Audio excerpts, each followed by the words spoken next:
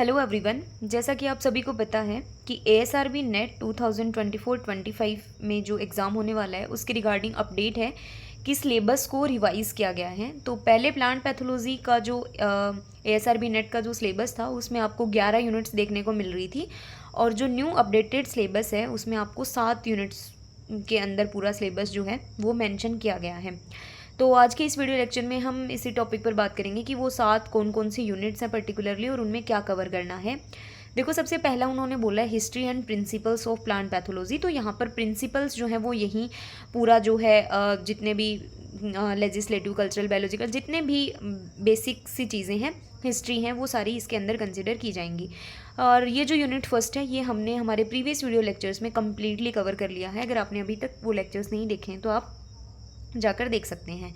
Next, laboratory and analytical techniques. इसमें आपको पता है सारी जो टेक्निक जो डिटेक्शन में प्लांट पैथोजन, फिर चाहे वो फंगस हो, वायरस हो या फिर बैक्टीरिया हो, उनके डिटेक्शन के लिए जो टेक्निक्स यूज़ की जाती हैं, जो मीडियाज़ यूज़ किए जाते हैं, उनके बारे में स्टडी करना है। इस यूनिट को भी हम कम्प्लीटली कवर कर चुके हैं।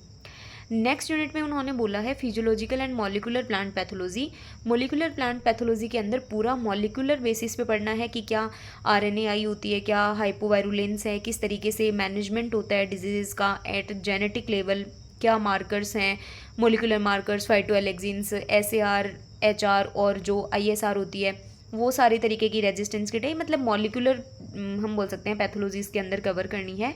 और नेक्स्ट यूनिट में है माइकोलॉजी। माइकोलॉजी के अंदर आपको जो एंटोमोजेनस फंजाई हैं, माइकोराइजल एसोसिएशन है, डिफरेंट सेल ऑर्गेनल्स, फंगस के जो भी हैं वो सारे पढ़ने हैं। और यहाँ पर एक छोटा सा टॉपिक दिया गया है क्लासिफिकेशन ऑफ फंजाई। उस क्लासिफिकेशन ऑफ फंजाई में ही पूरी माइकोलॉजी को कवर कर लिया गया है। नेक्स्ट यूनिट है प्लांट बैक्टीरियोलॉजी। उसमें बैक्टीरिया के बारे में आपने जितना कुछ पढ़ा होगा उसको और थोड़ा डीप में देखने की ज़रूरत है। जैसे कि जो भी प्रोकैरियोट्स हैं उनमें मैकेनिज्म ऑफ वेरिएबिलिटी क्या है, transformation, conjugation, transduction, horizontal gene transfer, vertical gene transfer क्या है, उनके सारे जो भी जीन्स, बैक्टीरियोफेजेस क्या हैं, उनमें लाइटिक, लाइसोजेनिक साइकिल्स, ये सारी चीज़ें स्टडी करनी है। फिर है प्लांट वायरोलॉजी। वायरोलॉजी में वही वायरस के पूरे सेटेलाइट वायरस क्या होते हैं, सेटेलाइट RNA क्या होता है, और वायरस वेक्टर रिलेशनशिप, उनका ट्रांसमिशन, नॉमेनक्लेचर और क्लासिफिकेशन। और लास्ट यूनिट जो है वो है प्लांट डिजीज़ एपिडेमोलॉजी, जिसमें हमें एपिडेमोलॉजी के कॉन्सेप्ट के बारे में समझना है।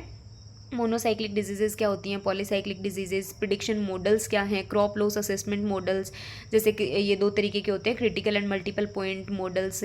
यहाँ पर ही हम डिफरेंट जो भी क्रॉप लॉस को असेसमेंट करने की जो टेक्निक्स हैं उनको यूज़ करते हैं, उन सब के बारे में हमें पढ़ना है। तो आप जो भी न्यू अपडेट आती है उसके अकॉर्डिंग अपडेटेड रहिए। वो पिछले जो सिलेबस था पुराना उसमें 11 यूनिट्स को मेंशन किया गया था, इसमें 7 यूनिट को मेंशन किया गया है। बाकी कवर तो फिर पूरा सिलेबस ही करना है ताकि एकदम अच्छे तरीके से कॉन्सेप्ट जो है वो क्लियर हो जाएं।